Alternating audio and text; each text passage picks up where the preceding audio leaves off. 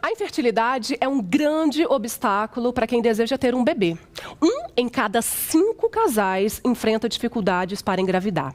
Quando a mulher tem mais de 35 anos, essa proporção é alterada para 1 em cada 3. Aos 45 anos, 90% das mulheres não conseguem mais ter filhos naturalmente. A partir de agora, a gente vai falar sobre reprodução assistida e você de casa já pode enviar a sua dúvida. O meu convidado é o especialista em reprodução humana, Dr. Wilson Jacoldi. Muitíssimo obrigada, doutor, pela presença. Boa tarde. Boa tarde, Gisele. Isso aí que você falou é a realidade, né, Gisele? 20%. 20% é a taxa, podemos dizer assim, 20% dos casais na sua vida reprodutiva vão ter alguma dificuldade para engravidar. A infertilidade atinge mais as mulheres ou os homens, doutor? Está bastante democrático, Gisele. Está 40% fatores masculinos, 40% fatores femininos e 20% os dois fatores estão associados. Então, hoje, mudou-se muito, né? Antigamente, as causas eram mais femininas. Hoje, com o abuso por lado das drogas, do álcool, a obesidade, a vida sedentária, o homem está pagando um preço muito caro por tudo isso daí. E o fator masculino hoje está dividindo, vamos dizer, 40% das causas são masculinas. E quais os tipos, doutor, de reprodução assistida? Então, nós temos 3 tipos assim clássicos de reprodução. Tem aquela paciente que não ovula, que simplesmente você vai fazer um tratamento para estimular a ovulação, né? Ou aquela paciente que não sabe o dia que ovula, você faz um acompanhamento para indicar o dia mais fértil dela, que a gente fala a relação sexual programada. Através do ultrassom, no 8º ou 10º dia, você começa a fazer ultrassom, faz um ultrassom seriado. E tanto essas pacientes que você dá um indutor de ovulação, como aquelas que não sabem o dia da ovulação, você acompanha com ultrassom e no dia fértil você pede para o casal ter relação naquele período mais propenso a engravidar. Então, essa é a relação sexual programada. Depois disso, nós temos a inseminação intrauterina, que é o método mais simples, que a gente fala em baixa complexidade, e temos a fertilização in vitro, que é alta complexidade. São os 3 métodos que a gente usa na clínica no dia a dia. E qual a probabilidade, doutor, as chances do tratamento dar certo? Então, os casos assim que a gente consegue resolver com mais facilidade são justamente os casos de relação sexual programada, que são aquelas pacientes que não ovulam. Então, são aquelas pacientes que nos procuram, que o espermograma é normal, você dá o indutor da ovulação, elas ovulam e acabam engravidando em casa, vamos dizer, com bastante facilidade. Em 6 meses, elas têm uma chance de 90% de engravidar. Tá? A inseminação intrauterina, ela nos dá, por tentativa, por mês, em torno de 20, 25 a 30% de chance de gravidez. Tá? Em 3 meses, você consegue até 50, 60% de chance. Antigamente, você tentava 6 meses, 12 meses, mas hoje a gente não se faz mais isso. A gente tenta no máximo 3 meses, não conseguiu engravidar em 3 meses, a gente passa para a fertilização in vitro. E tem que dar um espaço entre um tratamento e outro? Pode ser dado e pode não ser dado. Eu acho importante o espaço por causa da parte emocional, da ansiedade da paciente. Que acaba prejudicando, né, doutor, o casal? Então, a partir do momento que ela tem aquele resultado negativo, tem algumas que chegam no consultório e falam, perdi até o chão. Então, essas precisam dar um espaço de 1 mês, 2 meses. Mas, normalmente, a medicina reprodutiva não impõe espaço. Se você quiser fazer seguido, todo mês seguido, você pode fazer. Vamos explicar para o pessoal de casa, doutor, o processo de fertilização, para a gente entender melhor? A inseminação é um processo que é bastante antigo, já tem mais de 100 anos que se faz inseminação, né? E como é que a gente faz? A partir do 2º ou 3º dia do ciclo, a gente começa a estimular o ovário, que é da onde vai sair o óvulo, com medicamentos injetáveis, dia sim, dia não, e acompanhando com ultrassom, para ver o dia que vai acontecer a ovulação. Nesse dia que vai acontecer a ovulação, o marido vai ao consultório, colhe o esperma, nós separamos os melhores, que a gente fala capacitar o esperma, separamos os melhores e capacitamos, nós turbinamos os espermas. E com um catéter, né, que é um catéterzinho bem fininho, a paciente não sente dor, é um exame ginecológico, como se fosse escolher um preventivo, a gente passa esse catéter através do colo do útero e leva o esperma até a trompa, nas 2 trompas. Injeta, esse catéter ele tem um pertute que ele injeta o esperma nas 2 trompas. E o esperma, ele chega mais rápido, né? A gente costuma até dizer, na inseminação ele vai de avião, na relação ele vai a pé, né? Então, depois de feita essa inseminação, o paciente faz um repouso no consultório de 15 minutos, é um processo bem tranquilo, indolor, não precisa fazer anestesia, nada. E ela pode ter a vida normal, ela pode praticar esporte, ela pode namorar, ela pode ter uma vida normal. A partir do dia de feita a inseminação, daí 12 dias a gente faz o teste de beta-HCG para ver se o resultado foi positivo. Esse processo todo, esse tratamento todo, demora quantos 28 dias? 28. São 12 dias de estimulação no ovário para a gente recrutar um óvulo de boa qualidade. 2 dias depois que o óvulo está pronto, a gente fazemos a inseminação, que nós vamos aplicar um medicamento que ela vai fazer ela ovular daí 48 horas. Aplicamos os medicamentos, fazemos a inseminação, daí 12 dias fazemos o beta-HCG. Então é um ciclo menstrual de 28 dias, tá? A chance desse casal ter gêmeos ou trigêmeos é grande? Vai depender da estimulação do ovário. Por exemplo, se for uma estimulação boa no ovário, os 2 ovários responderem, cada ovário com um óvulo, ela tem uma chance de ter gêmeos.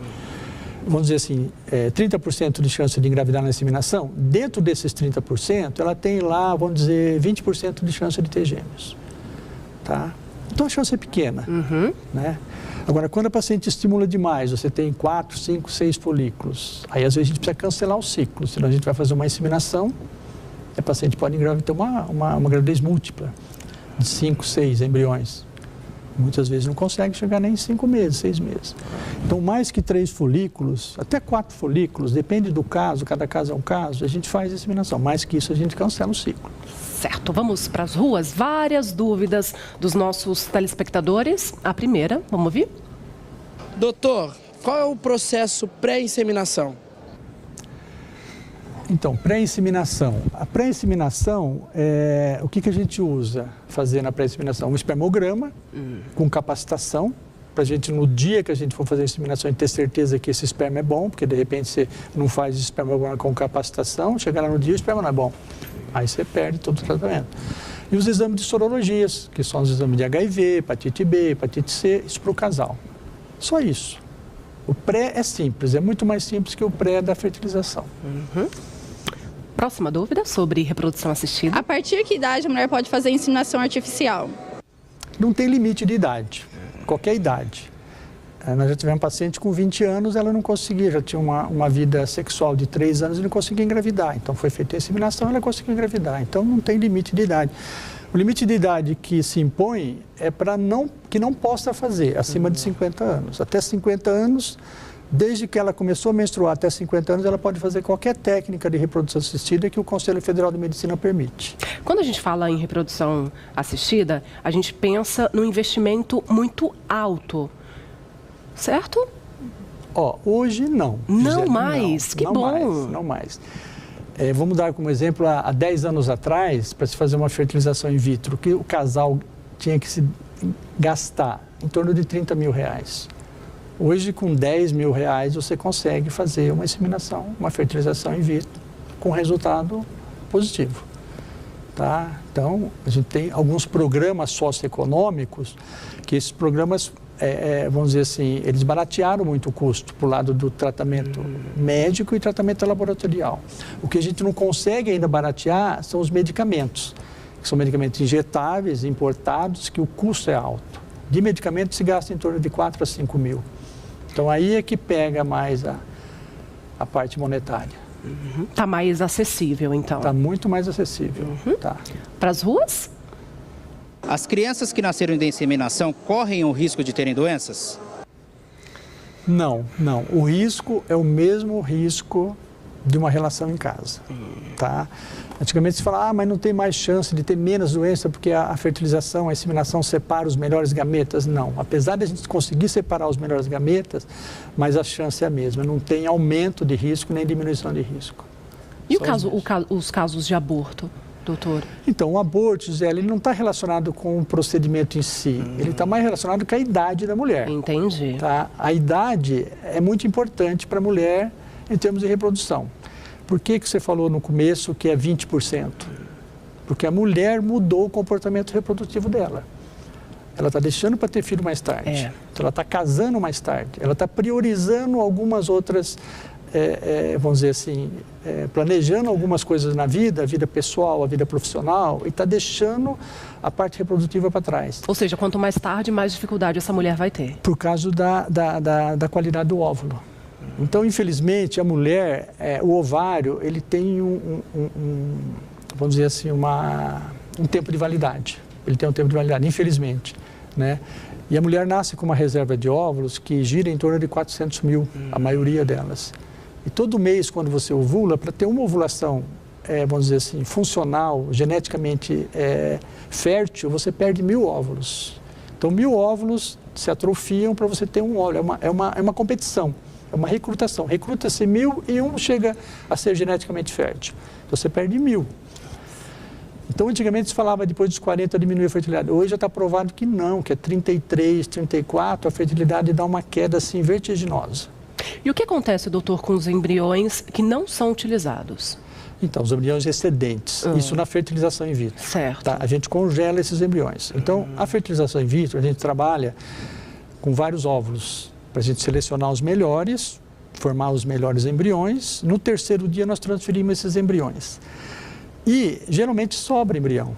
Tá? Tem os excedentes, a gente deixa até o 5º dia, que é a fase de blastocisto, que são os embriões melhores. Nesse 5º dia, então, a gente congela esses embriões. Fazemos a vitrificação dos embriões, que é um método novo de congelamento, que perde-se menos qualidade que o método antigo. E é um tempo indeterminado. Se você descongelar daqui 2 anos, ou descongelar daqui 2 meses, ou 20 anos, a qualidade é a mesma.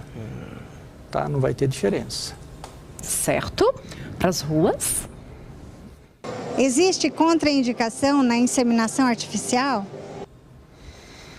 Então, Existe, a doutor? contraindicação é para aquelas pacientes que não podem gestar. Por exemplo, tem paciente que tem doenças e está contraindicada ela engravidar. Então, a própria natureza impõe alguma coisa na vida dela, na vida fértil dela, impede que ela engravide. Então, de repente, o homem quer fazer alguma coisa, a medicina reprodutiva quer fazer alguma coisa para ela engravidar, ela engravida e isso vai prejudicar a saúde dela. Por exemplo, uma paciente cardíaca, né?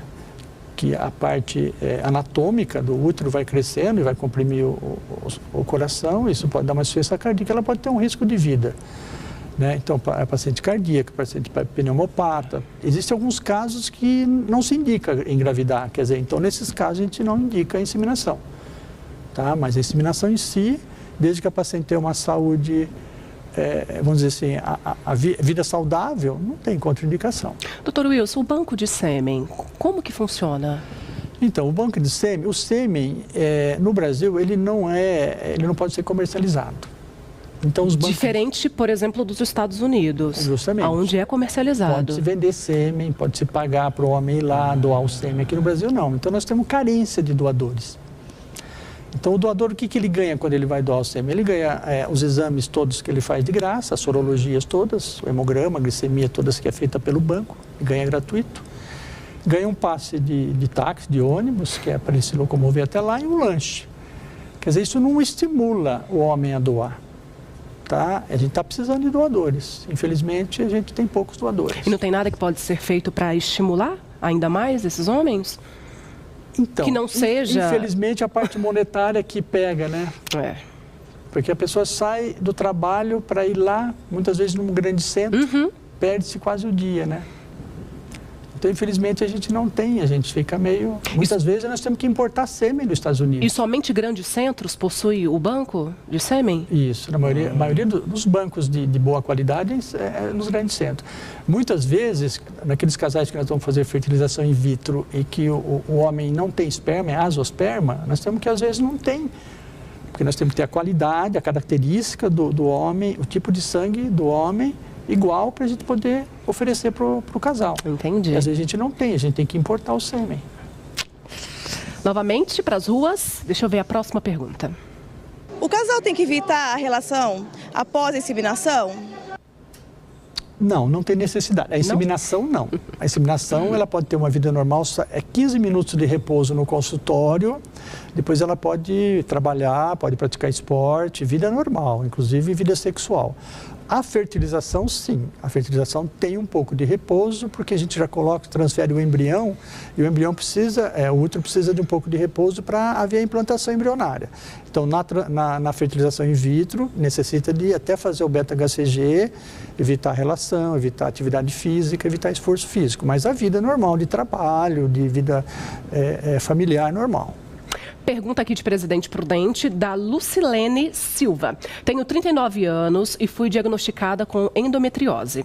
Tomo anticoncepcional há algum tempo e gostaria de saber se posso tentar a fertilização in vitro. Qual a possibilidade de dar certo? Então, a endometriose, Gisela, dificulta muito, né? Muito. Tomara que ela não tenha endometriose ovariana, porque aí a idade já é um fator...